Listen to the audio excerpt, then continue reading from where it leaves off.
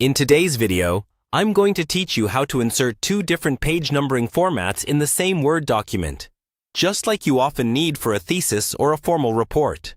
Let's start with the basic idea.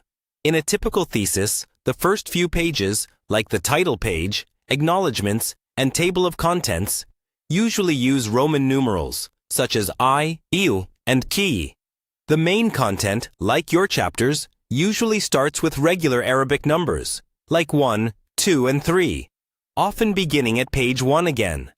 To do this correctly in Word, you need to split your document into sections, then assign different page number formats to each section.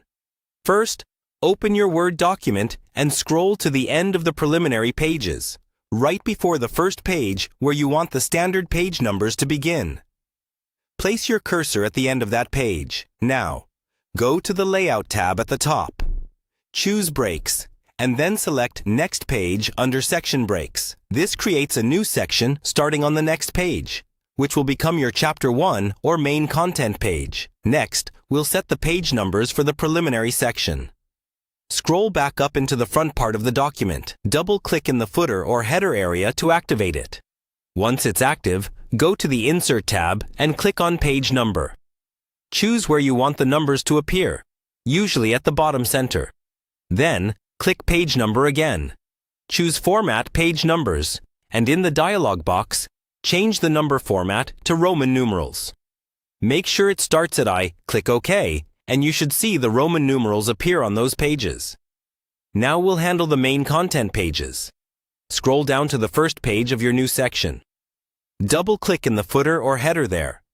You will see an option called Link to Previous. Click it to turn that off. This is very important, because it allows this section to have its own independent page numbering.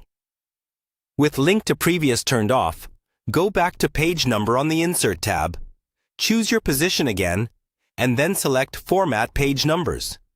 This time, set the number format to the regular Arabic style, and choose Start at 1. Click OK.